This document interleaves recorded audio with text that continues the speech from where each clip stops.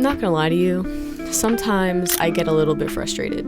I get a little frustrated because I see people in this world that have all the things that I want. They're successful. They post social media clips and they're influencers, or they have sponsorships, they have brand deals, and I'm over here busting my ass off, trying to run my business, trying to figure out what I could do to make myself better. It just seems unfair because I work so hard to get to where I'm at, and perhaps it's a lot of hard work that's being put in the wrong direction, or maybe it is the right amount of energy, but it's not being strategically executed. For people that want to build up their business, especially building their business on social media, the execution and the strategy behind your posts is really important, along with the consistency. It's not about the quality of the video, it's about the quality of the message.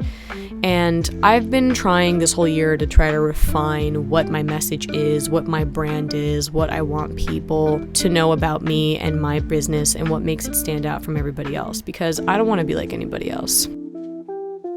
Storytelling is the backbone of my business, and I think that because of my years in the wedding industry, knowing how to tell a compelling story or bringing a story back to life in a way that it can be relived over and over and over again is the skill set that I've learned from a few years ago when I first got into videography and in the wedding industry. My typical work schedule was Friday to Sunday, do 2 to 3 weddings a weekend, every weekend, and then Monday through Thursday I would edit the wedding films, wedding highlights, wedding teasers.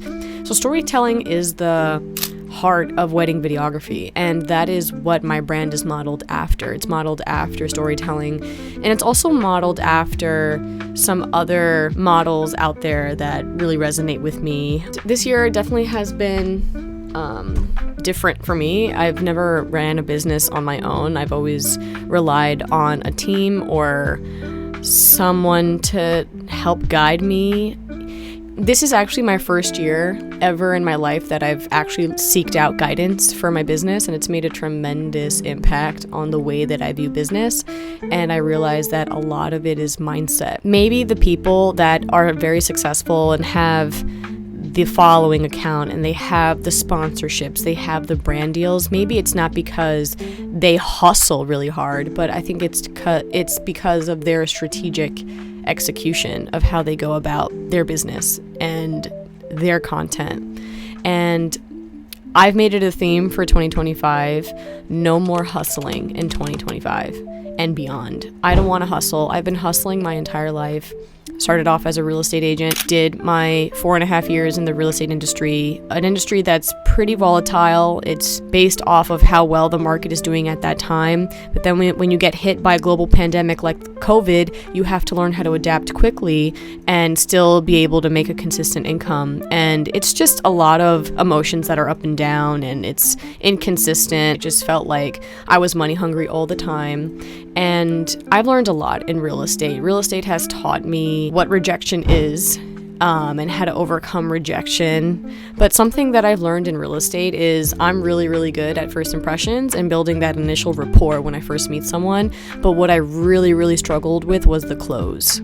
I really struggled with selling someone on why it is that they should choose me, and ultimately why they should choose me to do a deal with and to sign a contract with. That was the part that I always struggled with when I was in real estate. And unfortunately, because of like how my mindset was, perhaps I just didn't seek out the right guidance, or I just couldn't get over that hump. I carried it with me throughout other industries that I've been in. Like, so now that I have my own videography business, it's something that I do struggle with. Now I'm faced with why should we choose you as a videographer amongst all the videographers that are on the island? It's definitely saturated with not just videographers, but content creators that shoot on their iPhones, and they're killing it in this market because like I've always said, it's not about the quality of the video, it's about the quality of the message. And I think that if you're able to tell a good story, you could use a vintage camera with the lowest of all qualities, but it could be a banger video, because who doesn't love vintage and who doesn't love a good story on film, you know? So I think it's all about perspective. Yeah, this year has definitely taught me how to define who I am as a person, owning my business, what I can do for other businesses and brands. And I think I've kind of narrowed it down. I believe that I help brands and businesses alike to connect with their audiences using cinematic storytelling and compelling visuals. And to simplify that, I basically mean I capture high quality video for your business in a way that tells a great story so that you can connect better with your customers. So my branding is modeled off of storytelling. And as we know, storytelling is the heart of the wedding industry. All of my experiences in my infancy stages of being a videographer stem from the wedding industry. My main job was to edit wedding films and wedding highlights, and said before, storytelling is the heart of wedding videography. And my business model is also modeled after Simon Sinek's explanation of the Golden Circle that was presented about 15 years ago on a TED Talk. It's a very simple explanation on how businesses communicate with our audiences. And he talks about how 95% of companies out there talk about what they sell and how they do it, but they don't really talk about why they do it. They don't talk about their belief.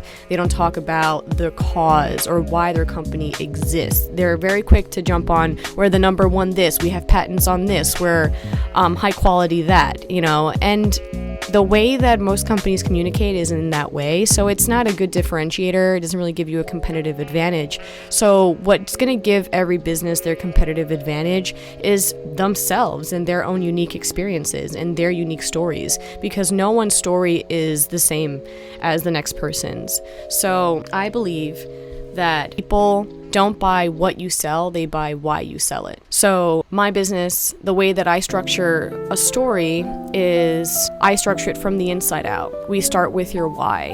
What is the reason why you opened your business and the stories behind that? What inspired you to open up your business? What are the founding principles of your business? Tell me a story about it.